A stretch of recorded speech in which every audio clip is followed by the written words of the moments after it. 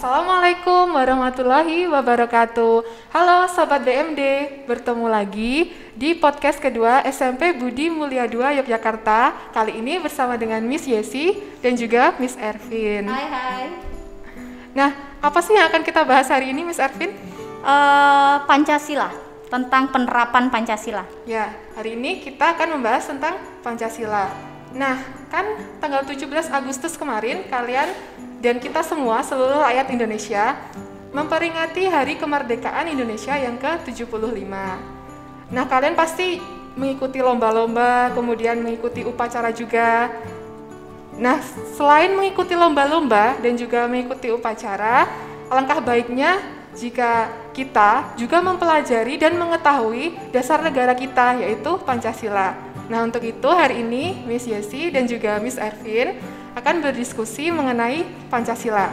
Nah, yang pertanyaan pertama Miss Ervin yang akan mengenai tema kita hari ini yaitu bagaimana fungsi dan peranan Pancasila?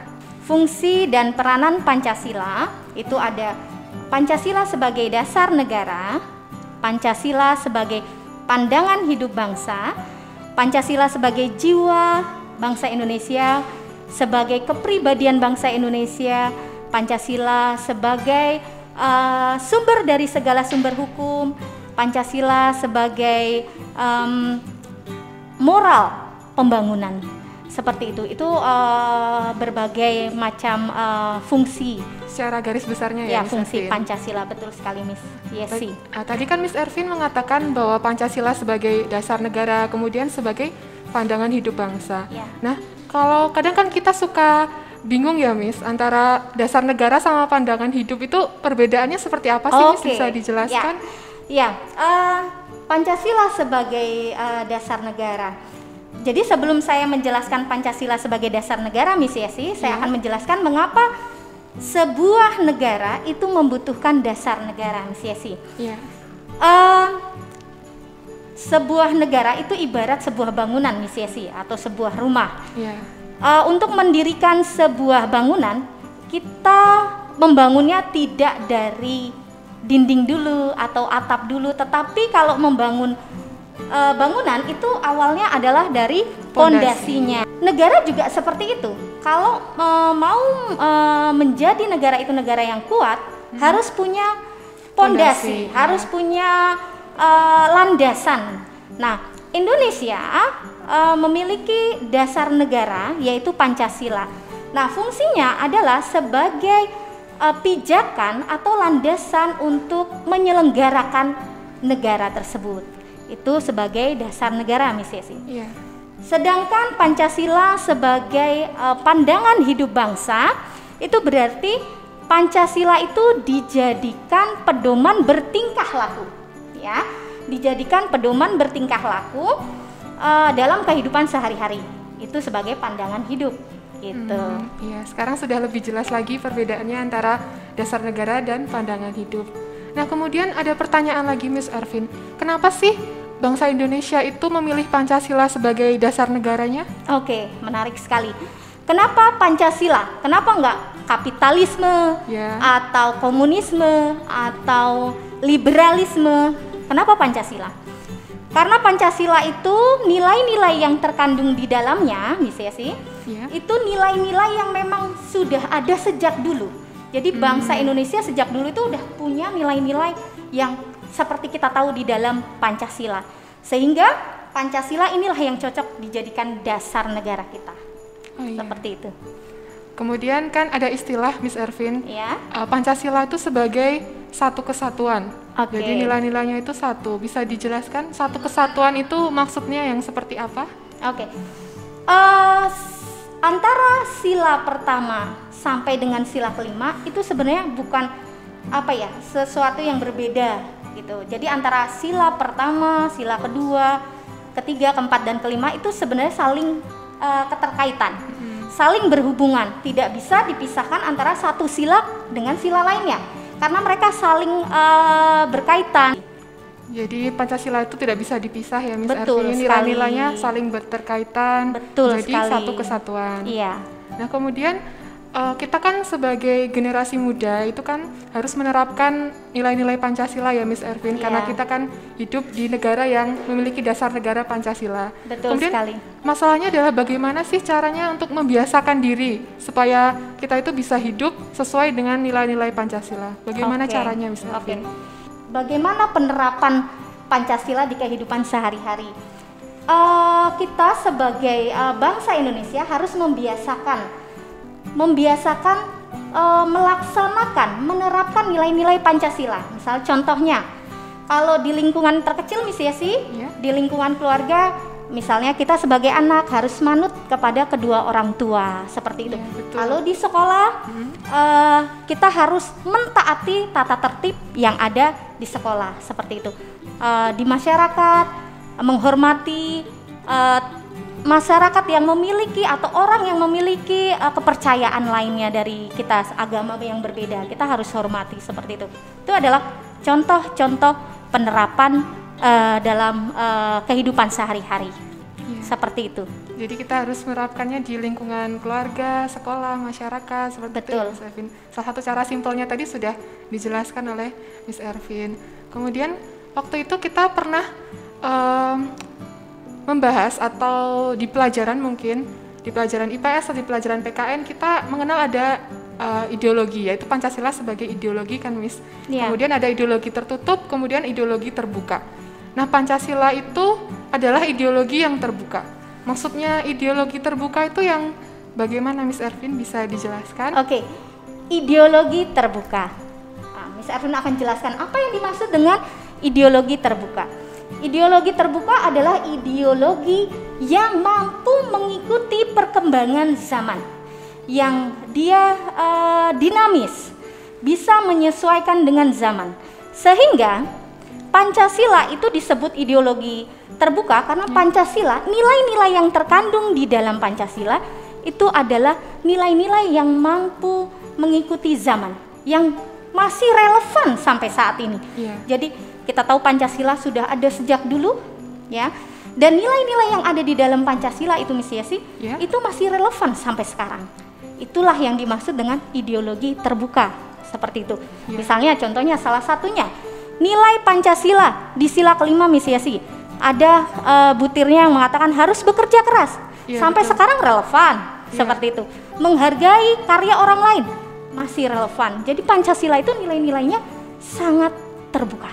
Ideologi terbuka. Sangat terbuka karena relevan dan sifatnya dinamis. Betul sekali. Miss Ervin. Bisa mengikuti perkembangan zaman masyarakat Indonesia. Kemudian bagaimana sih Miss Ervin tantangan penerapan Pancasila di era milenial ini, di era saat ini?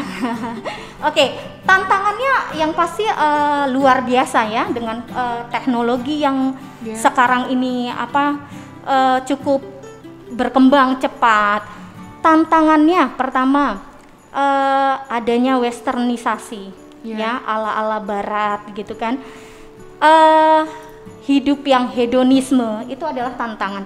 Bagaimana sebagai bangsa Indonesia kita seharusnya mencintai negara kita, misalnya baik kebudayaannya, produk-produknya, seperti itu. Kalau misalnya dia sangat westernisasi, misalnya sangat mengeluhkan produk luar negeri, berarti misalnya dia memakai barang-barang dari luar negeri, branded ya, misalnya sih, itu termasuk contoh sikap yang kurang menerapkan nilai-nilai Pancasila. Jadi bagaimana? Yaitu tadi menghargai produk atau mencintai produk-produk Indonesia, gitu. Membeli barang-barang Indonesia itu adalah salah satu contoh penerapan Pancasila. Tantangannya ya kita apalagi sekarang ya Miss Yesi, teknologi dengan adanya YouTube, Instagram dan sebagainya, informasi kita mudah banget dapatkan. Kita harus bisa memfilternya. Ini cocok enggak? Ini bagus tidak? Nah, seperti itu. Jadi kita harus punya filter. Nah, Pancasila nilai-nilainya ini sebenarnya sangat bagus untuk memfilter sikap-sikap hal-hal yang negatif itu. Seperti itu. Berarti Pancasila harus dijadikan filter ya, Miss Iya, Ervin, betul ya, sekali, Miss di Esi. kehidupan yang serba modern ini. Jadi kalian harus menerapkan nilai-nilai Pancasila sebagai sebuah filter untuk menangkal banyaknya budaya-budaya asing yang masuk ke Indonesia. Iya. Kemudian ini masih mengenai penerapan Pancasila, Miss Ervin. Iya. Kan penerapan Pancasila itu ada banyak sekali diterapkan di berbagai bidang, seperti di bidang politik hukum, kemudian ekonomi, sosial budaya, dan pertahanan keamanan. Mungkin Miss Ervin bisa menjelaskan lebih mudahnya bagaimana sih penerapannya itu harusnya seperti apa? Oke. Di bidang politik ya, Miss Esi, di bidang politik penerapannya adalah bagaimana para pejabat-pejabat itu melaksanakan amanahnya. Misal contohnya tidak korupsi, itu adalah salah satu penerapan Pancasila. Lalu seluruh masyarakat Indonesia itu punya hak untuk mengikuti pemilu yang sudah ada syaratnya ya, 17 tahun. Nah itu ya, itu bisa ikut di bidang politik, ikut pemilu seperti itu. Sedangkan misalnya di bidang hukum, di bidang hukum itu semua masyarakat Indonesia itu punya hak yang sama di bidang hukum, di mata hukum seperti itu. Punya hak yang sama, diperlakukan adil di mata hukum. Lalu kalau di bidang sosial budaya, nah kita tahu Indonesia ini sukunya banyak sekali, ras dan sebagainya. Jadi kita perlu punya sikap saling menghormati,